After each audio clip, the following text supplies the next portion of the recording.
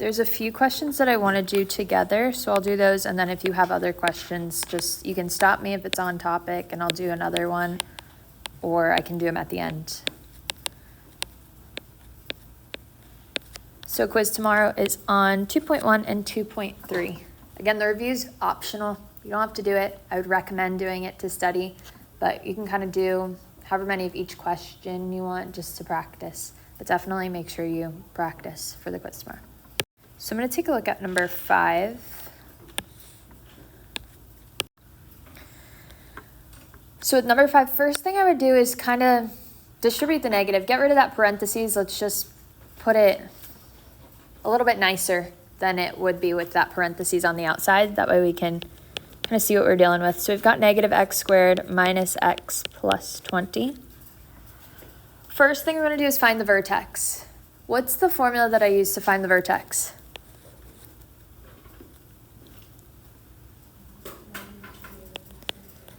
Negative b over 2a. So our b would be negative 1 here, and our a is negative 1.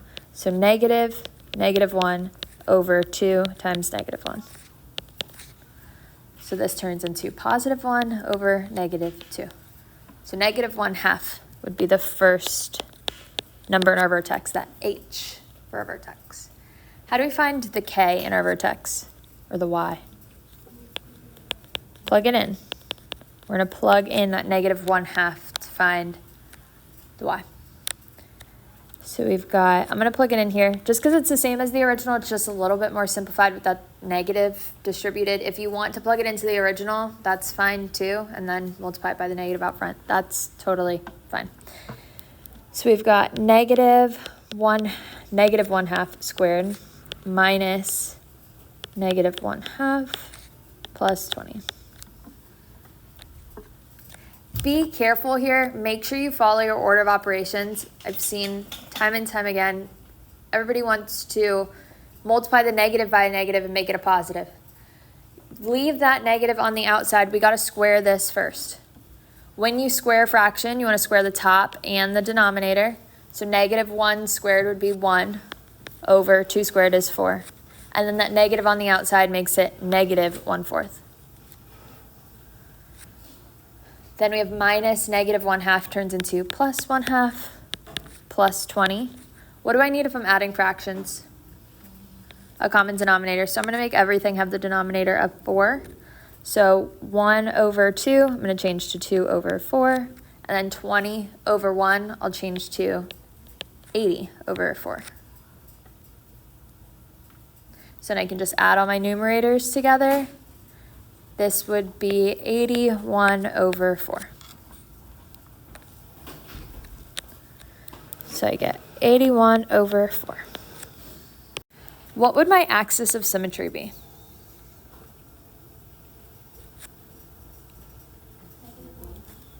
X equals negative 1/2. Don't forget the x equals. Axis of symmetry is a line. So you need that x equals. How do I find the x-intercepts? What do we do? Set it equal to 0. So I have 0 equals negative x squared minus x plus 20. I don't like it when my leading coefficient's negative, so I'm going to divide everything by negative 1. Just make my leading coefficient positive, make the work easier for us. So 0 equals x squared plus x minus 20. What are 2 factors of 20 that add to 1? Positive 5 and negative 4, so x plus 5 and x minus 4. So x equals negative 5 and positive 4. So as an x-intercepts have to be points. My x value was negative 5. My y value I plugged in 0. So negative 5, 0. My other x-intercept would be 4, 0. So x-intercepts have to be written as points. Just for fun, let's find our y-intercept. What do we do to find the y-intercept? Plug in 0 for x.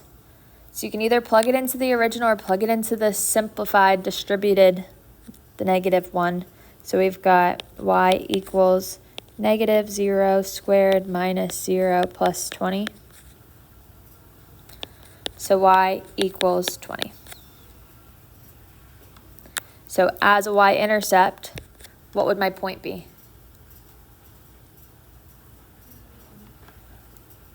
0, 20. I plugged in 0 for the x and got 20 for y.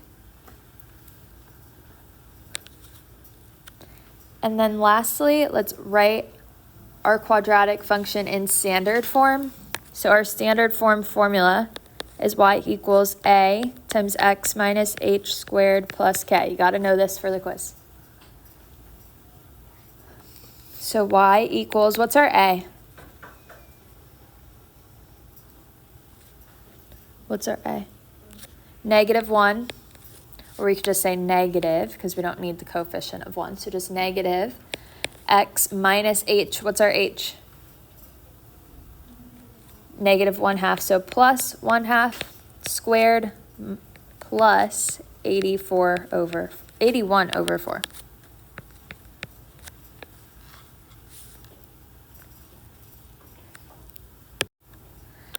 So 6 and 7, we're just describing the end behavior. You can either do it in words or with arrows on the quiz. I'm fine either way.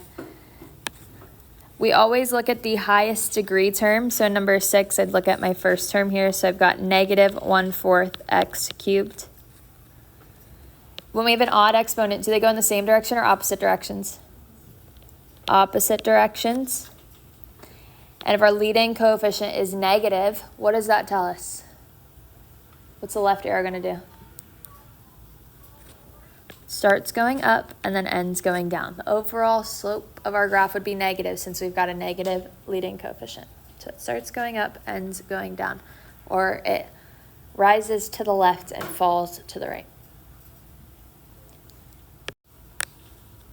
7, again, we look at the highest degree term. Don't be tricked if it's not first. Always look at the highest degree term. So we've got -x to the 4th power. When we have an even exponent, do they go in the same direction or opposite directions? Same. And if it's negative, are they both going to go up or both go down? They both go down, like a negative parabola. So the graph falls to the left and falls to the right. All right, so for number 10, we want to find all the zeros, determine the multiplicity, and the turning points. We're also going to graph this too. So let's start by finding the zeros. How would we find the zeros? Set it equal to 0 and do what? Take out the x squared. We're going to take out the x squared. We're not dividing. We're just going to leave it out front, but we're going to pull that out. Take out the GCF. So x squared minus x minus 42 is what we're left with. What are two factors of -42 that add to -1? 7 and 6. Which one's negative? -7. So we've got x minus 7 and x plus 6 and x squared. Now that they're factored all the way, we can set them all equal to 0. So we get x equals 0. We actually have two of them because it's x squared equals 0. X equals 7 and x equals -6. So this would be our real zeros here. Now for our multiplicity, at 0, what's our multiplicity? We've got a multiplicity of 2. When we have even multiplicity, do we touch and turn for our graph or go through at that point? We touch and turn or bounce off. And then for 7 and -6, how many 7s do we have? 1. How many -6s do we have? 1. So we've got a multiplicity of 1. Our multiplicity here is odd. When we have odd multiplicity, do we touch and turn or go through? We go through. And then how many turning points are we going to have? 3. It's always 1 less than your highest degree. So x to the 4th power, we subtract 1, we have 3 turning points. We'll have at most 3 turning points. Sometimes your graph may not have that many, but you'll have at most 3 turning points. So that's 3 relative max or minimums. Let's graph this. So I'm going to put my zeros on my graph. I have a point at 0, 7, and -6.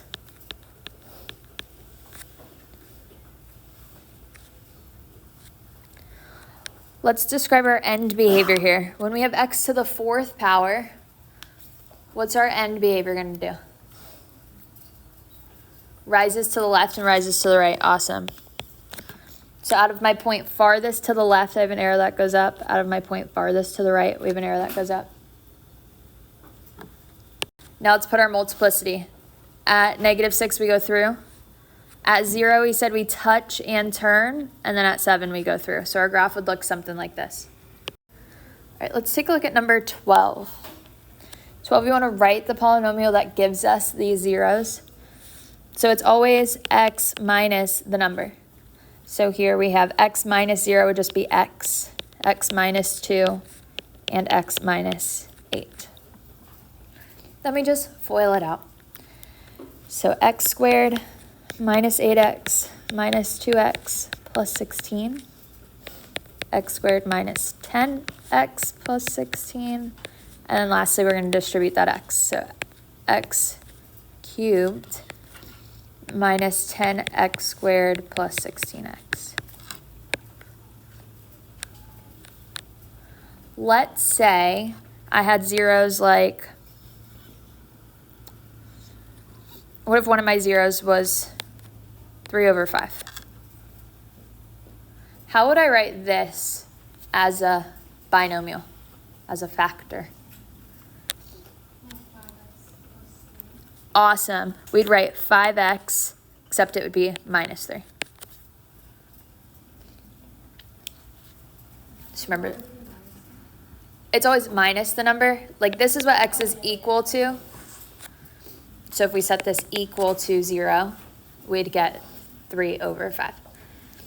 So when you work these out, it's going to be a whole lot easier for you to make it a binomial that's 5x minus 3 than working with the fraction and having to FOIL out the fraction. It also, I don't think it'll work out. It may work out if you leave it as a fraction. It's just going to be a lot harder. So turn it into a binomial. Move the denominator in front of the x. It's going to be a lot easier to FOIL. FOIL it out, and you have to name it as a function. So we'd call this f of x equals. So don't forget to name it too. I know on WebAssign it gives that to you, but you want to FOIL it all out and name it as a function. You can name it f of x, g of x, whatever you want, but don't forget to name it. All right, let's do a long division one. Let's take a look at 17. So outside the box, I've got x squared minus x minus 4. Inside the box, we want to make sure every term is in order and represented. So we've got x to the 4th power, then plus 2x cubed. I'm missing x squared, so in that spot I need to put a 0x squared minus 11x minus 13.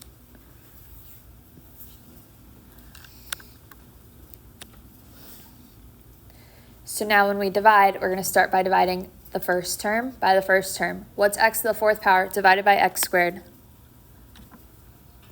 X squared. So I'm going to write that on top of my x squared term. Then what we write out front, what we write up top, we multiply by everything out front. So this gives us x to the 4th power minus x cubed minus 4x squared. Then we change the signs and combine. So the x to the 4th powers cancel. This would be 3x cubed plus 4x squared. Then we do it again. We divide. 3x cubed divided by x squared would be what?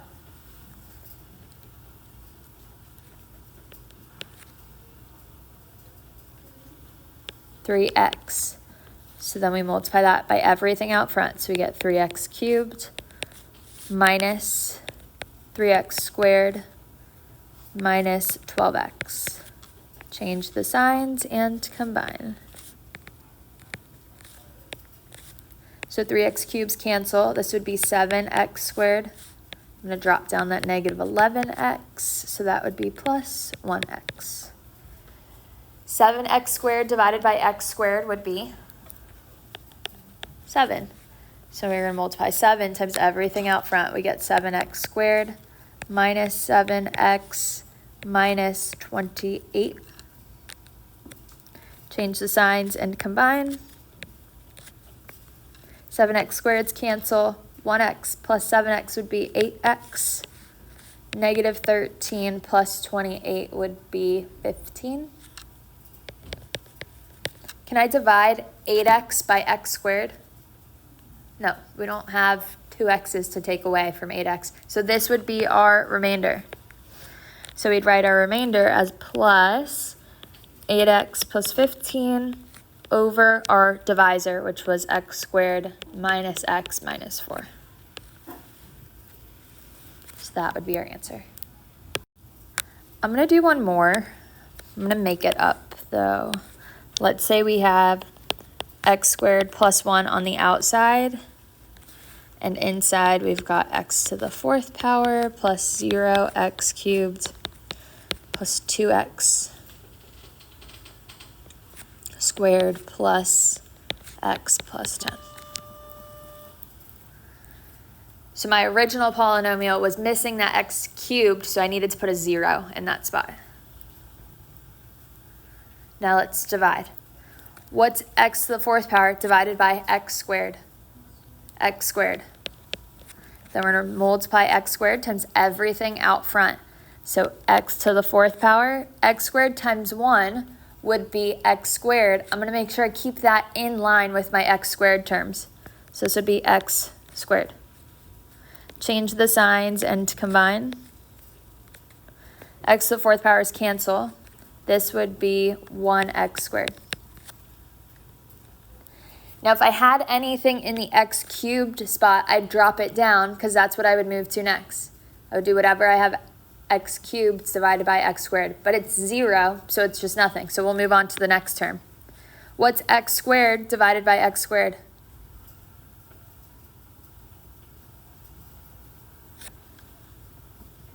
1. Awesome. So I'm going to write that on top of my constant term. We're going to multiply that times everything out front. So we've got x squared plus 1. Change the signs and combine. X squareds cancel. I'm going to drop down my x and 10. So I don't have anything to combine with the x. I'm just going to drop it down all the way. 10 minus 1 would be 9. Can I divide x by x squared? No, I can't take 2 x's away from just 1x. I also already wrote my constant, so everything left over is just our remainder. So this would be the remainder. So our answer would be x squared plus 1 plus x plus 9 over x squared plus 1.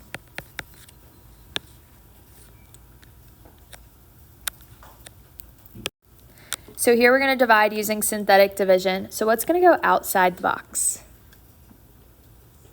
7. Awesome. Since it's x minus 7, we change the sign, put 7 outside the box. Inside the box, we're putting our coefficients, but we need to make sure every term is represented. So I've got x to the 3rd power, so 2. I've got x squared, so we've got negative 11, it's our coefficient. I'm missing an x to the 1st power. So in that spot, I'm going to put a 0. So you have to include it in synthetic division too. And then minus 147. So I'm going to drop down the 2, multiply on the outside, we get 14, add on the inside, 3, multiply 21, add 21. 7 times 21 would be 147, which would be 0. So we have no remainder here. If we start with x to the 3rd power, our answer is going to be 1 less, so x squared plus 3x plus 21. So 2x squared plus 3x plus 21. If it divides in evenly, what does that mean about x minus 7?